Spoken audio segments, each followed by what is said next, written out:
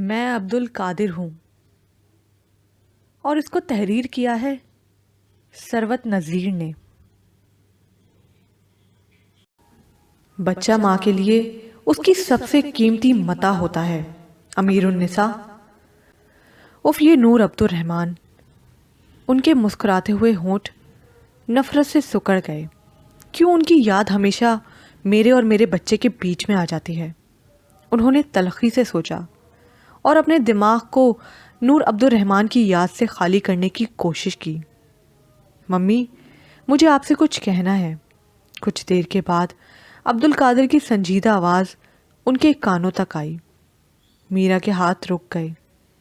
کہو میری جان، میں سن رہی ہوں، وہ شفقت سے بولی۔ ممی، میں شادی کرنا چاہتا ہوں۔ میرا کو یوں لگا جیسے ایک لمحے کو ان کا دل دھڑکنا بھول گیا ہو۔ وہ کچھ دیر کے لیے کچھ بول ہی نہ سکی۔ عبد القادر اٹھ کر بیٹھ گیا اور بغور ان کی جانب دیکھنے لگا۔ اس نے میرا کے ہاتھوں کو تھام لیا۔ انہوں نے چونک کر عبد القادر کی جانب دیکھا اور زبردستی مسکرانے کی کوشش کی۔ It is very good news, میں بہت خوش ہوں، وہ جلدی سے بولی۔ عبد القادر کچھ نہیں بولا، خاموشی سے انہیں دیکھتا رہا۔ میں خود بھی یہی چاہتی تھی کہ اب تمہاری شادی ہو جانی چاہیے، انہوں نے اپنے آپ کو سنبھالا اور بشاشت سے بولی۔ آپ پوچھیں گی نہیں کہ میں کس سے شادی کرنا چاہتا ہوں؟ عبد القادر بے حد سرد آواز سے بولا۔ کس سے؟ وہ خوفزدہ نگاہوں سے عبد القادر کی جانب دیکھ رہی تھیں۔ زرین سے، عبد القادر ٹھہرے ہوئے مطمئن انداز سے بولا۔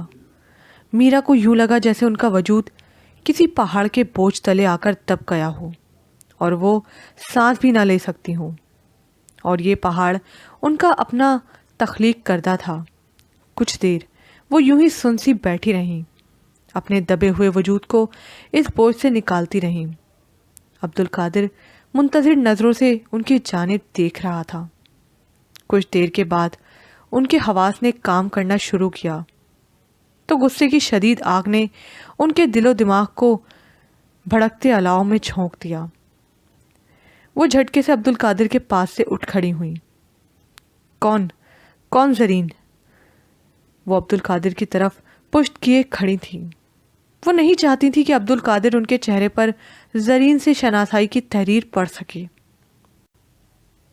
ممی، آپ زرین کو بہت اچھی طرح جانتی ہیں۔ عبد القادر نے بڑے ٹھہراؤ سے جملہ مکمل کیا۔ اس کے اس جملے میں کیا کیا معائنے پوشیدہ تھے کہ وہ پوری جان سے لرز کر رہ گئیں۔ ارے ہاں، یاد آیا، وہ تمہارا ٹین ایج کا کرش، وہی زرین نا؟ میرا اپنے لہجے کے کچے پن کو مصنوعی مسکراہٹ میں چھپاتے ہوئے عبد القادر کی جانب مڑی۔ جی، وہی زرین۔ عبد القادر دھیمے سے مسکرایا۔ مگر وہ تمہیں کہاں ملی؟ اور ہاں، جہاں تک مجھے یاد پڑتا ہے، زرمینا نے ایک بار بتایا تھا کہ اس کی تو شادی ہو گئی ہے اور وہ کینیڈا سیٹل ہو گئی تھی۔ میرا اپنے آپ کو بامشکل سنبھال کر سرسری انداز سے پوچھنے اور بتانے لگی۔ She is in Pakistan and she got divorced. وہ پاکستان میں ہے، اس کو طلاق ہو چکی ہے۔ مگر یہ کیسے ہو سکتا ہے؟ میرا مطلب ہے زرین ہی کیوں؟ میں نہیں چاہوں گی کہ تم کسی ڈیورسی سے شادی کرو، میرا تلخی سے بولی۔ میں اسے پسند کرتا ہوں اور میرے خیال میں شادی کرنے کے لیے یہ وجہ کافی ہوتی ہے۔ عبد القادر کچھ دیر کے بعد آہستگی سے بولا۔ نہیں، بالکل نہیں، یہ وجہ کافی نہیں ہے۔ شادی کرنے کے لیے صرف پسند کرنا کافی نہیں ہوتا، اور بھی بہت سی باتیں دیکھی جاتی ہیں۔ لڑکی کا خاندان، اس کا اسٹیٹس، لڑکی کا کیریکٹر، اور زرین میں ان تینوں میں سے کچھ بھی نہیں ہے۔ وہ غصے سے جھنجھلا کر بولی۔ ممی، پاپا کا خاندان، ان کا اسٹیٹس اور ان کا کردار کچھ بھی آپ سے میچ نہیں کرتا تھا، پھر بھی آپ نے پاپا سے شادی کی، کیوں؟ انف عبد القادر انف، وہ غصے سے دھاڑ کر بولی۔ بہت ہو گیا، بہت۔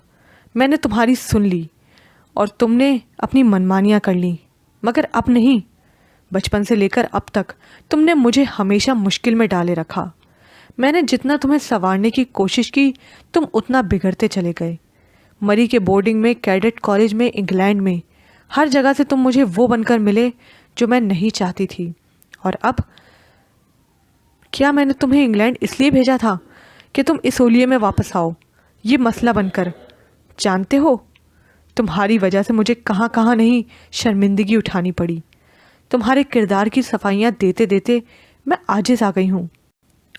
پھر بھی میں نے یہ سب کچھ برداشت کیا، کبھی تمہیں نہیں ٹوکا، کسی بات سے نہیں روکا۔ میں سمجھتی تھی کہ وقتی ابال ہے، تم دھیرے دھیرے سدھر جاؤ گے، نارمل ہو جاؤ گے، مگر تمہاری اب نارملٹی تو بڑھتی ہی جا رہی ہے۔ یہ پاگل پن اور میں عبد القادر، میں اب یہ اور برداشت نہیں کر سکتی۔ زرین سے شادی ہرگز نہیں۔ ختم کرو یہ ڈرامہ، بس بہت ہو گیا۔ یہ زرین سے محبت اور مذہب کا پاگل پن ختم کرو، بہت ہو گیا، بس اور نہیں۔ وہ غصے اور نفرت سے بولتی چلی گئیں۔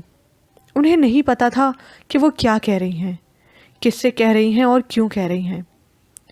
بس نفرت کا شدید الاؤ تھا جو تڑ تڑ کر کے چل رہا تھا اور ان کے منہ سے چنگاریوں کی صورت میں نکل رہا تھا۔ عبد القادر خاموشی سے بیٹھا رہا، پھر وہ آہستگی سے اٹھا۔ اس نے میرا کے غصے، نفرت سے کانپتے وجود کو بڑی محبت سے اپنی باہوں کے حلقے میں لے لیا اور احترام سے صوفے پر بٹھا دیا۔ میرا نے دونوں ہاتھوں سے اپنا سر تھام لیا۔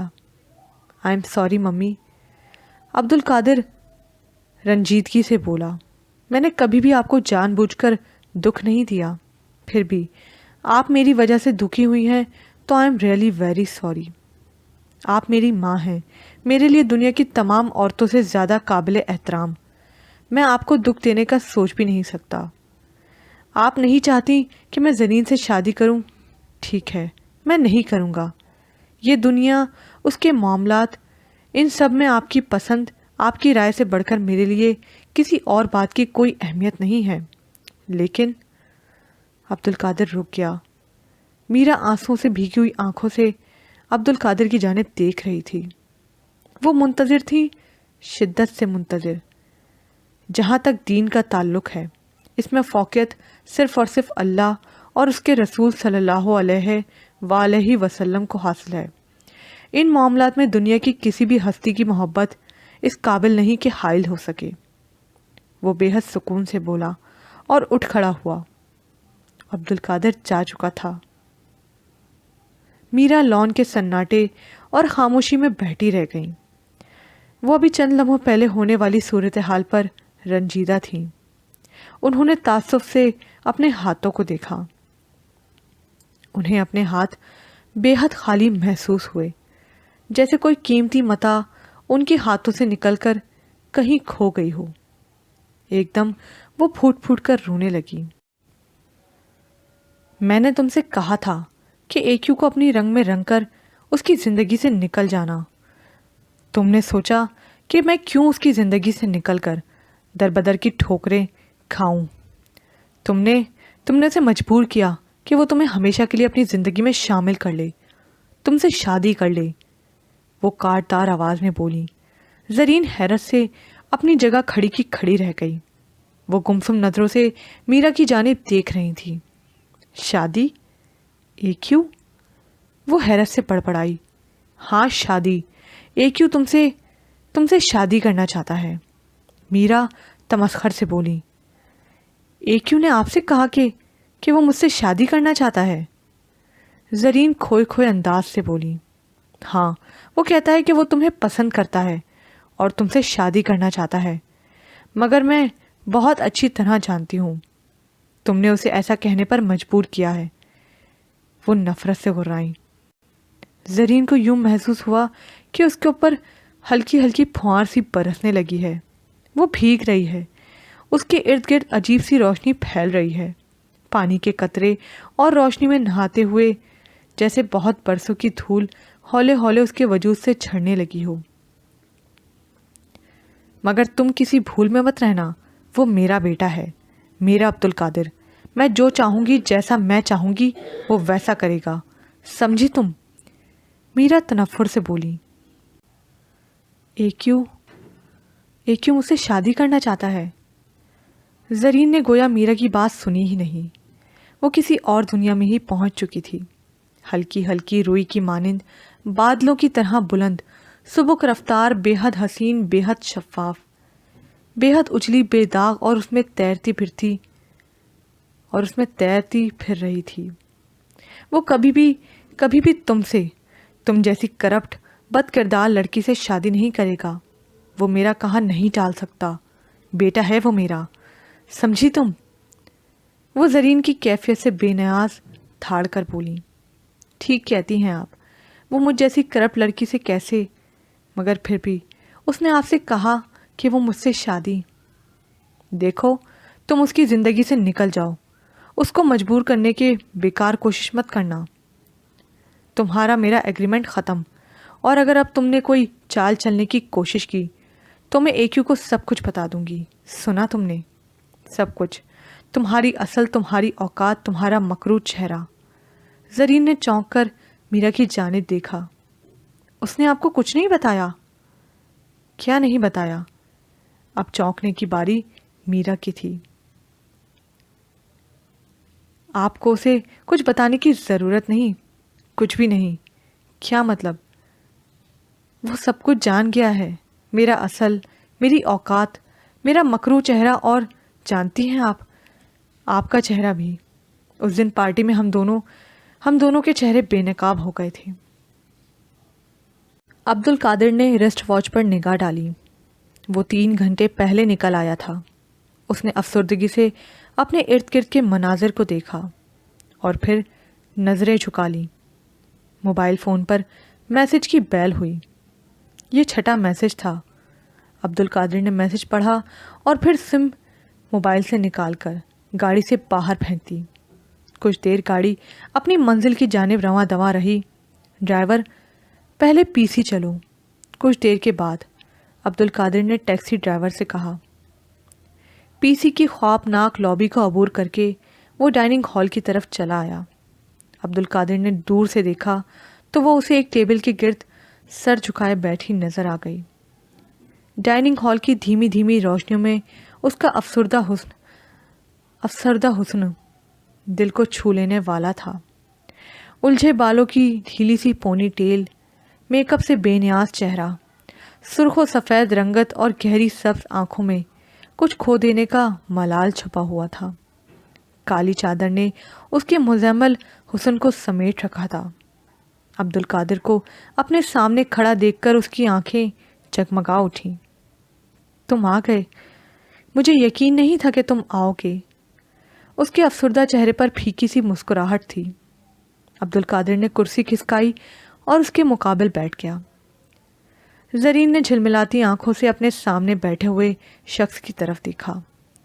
اس کی شخصیت میں کچھ ایسی عظمت، کچھ ایسا احترام تھا کہ وہ مسلسل اس کو اپنی نظروں کے اثار میں نہ رکھ سکی اور نظریں جھکا لیں۔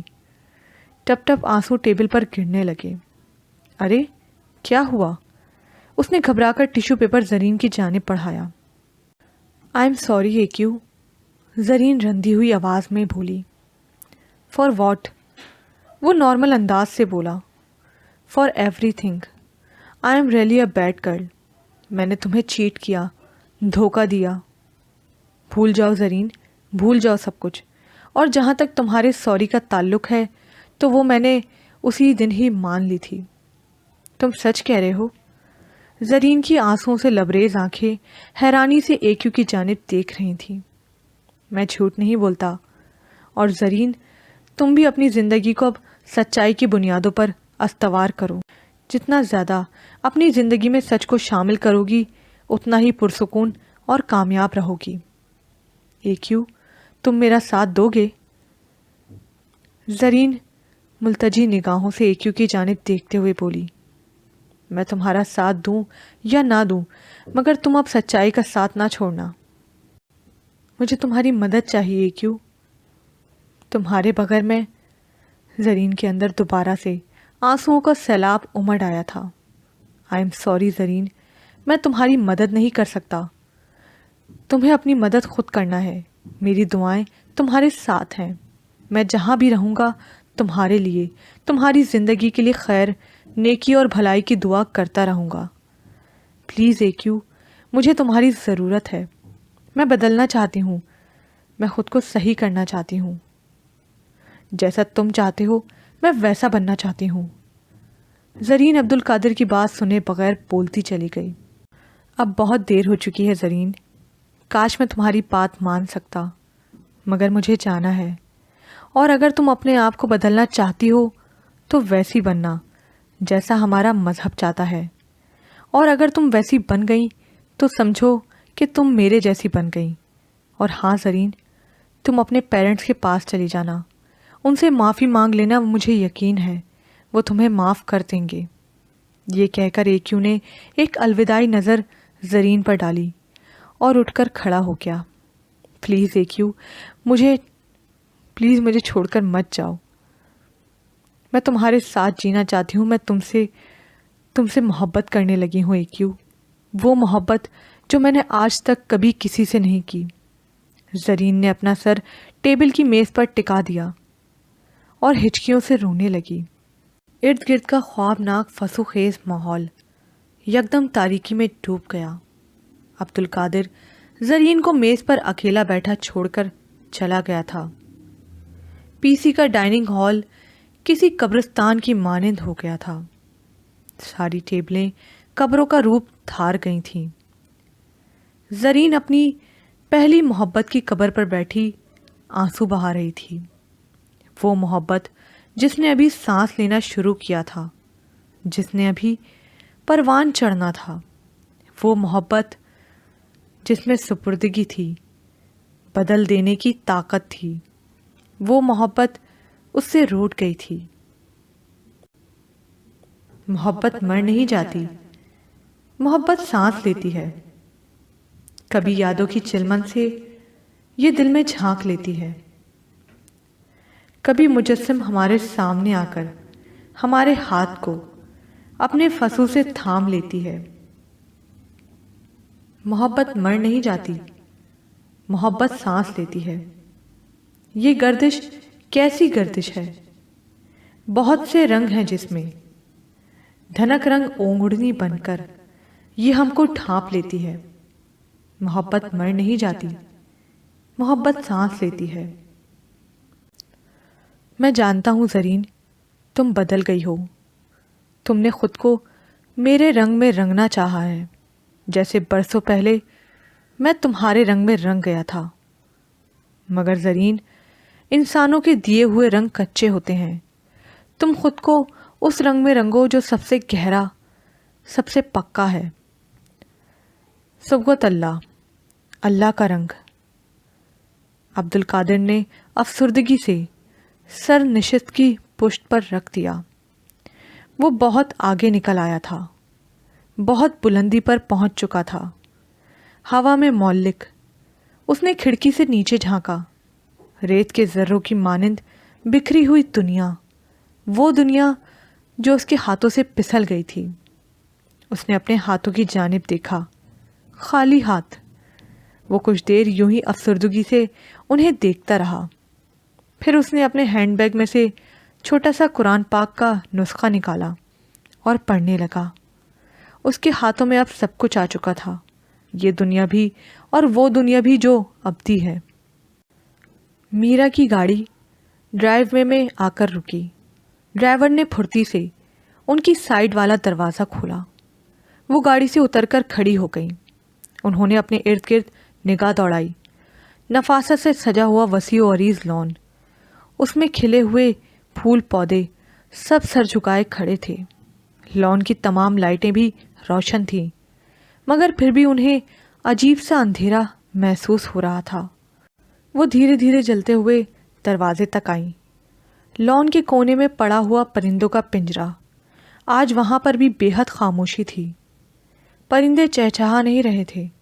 خاموشی، سناٹا، میرا کو گھر میں وحشت سی پھیلی ہوئی محسوس ہونے لگی۔ اندھیرا، خاموشی، وہ بے چینی سے گھر کے اندر داخل ہوئیں تو ایک لمحے کو وہ کچھ دیکھ ہی نہیں پائیں۔ گھر کے اندر کا اندھیرا محب اور گہرا تھا۔ انہیں لگا وہ گھر میں نہیں کسی اندھیرے غار میں داخل ہو گئی ہیں، جہاں پر سناٹا اور اندھیرا چمگادڑوں کی طرح جا بجا الٹے لٹکے ہوئے ہیں۔ ان کا دل بری طرح دھڑکنے لگا کہ اس سناٹے میں انہیں اپنے دل کی دھڑکن واضح سنائی دے رہی تھی۔ خان سامہ جی، وہ زور سے چلائیں۔ لاؤنج کے اندرونی حصے سے سفید کپڑوں میں ملبوس ہاتھ باندھے ہوئے خان سامہ جی حاضر ہو گئے، کسی بدرو کی مانند، زرد، اداس، خاموش۔ یہ اندر اتنا اندھیرا کیوں ہے؟ لائٹیں کیوں نہیں جلائیں؟ وہ اپنے خوف، اپنی گھبراہٹ پر قابو پا کر غصے سے چلائیں۔ لائٹ تو جل رہی ہے میڈم، خان سامہ جی آہستگی سے بولے۔ میرا نے حیرت سے ادھر ادھر دیکھا۔ لائٹس تو واقعی چل رہی تھیں، پھر انہیں روشنی محسوس کیوں نہیں ہو رہی تھی؟ انہوں نے تھکے تھکے انداز میں اپنا ہینڈ بیگ صوفے پر پھینک دیا اور خود بھی گرنے والے انداز میں صوفے پر بیٹھ گئیں۔ یہاں پر یہ پارٹ اختتام کو پہنچا۔ مزید پارٹ سننے کے لیے اردو ناول زبر پرائڈ کو لائک کیجیے، سبسکرائب کیجیے، شیئر کیجیے، کمنٹ کرنا مت بھولیے گا۔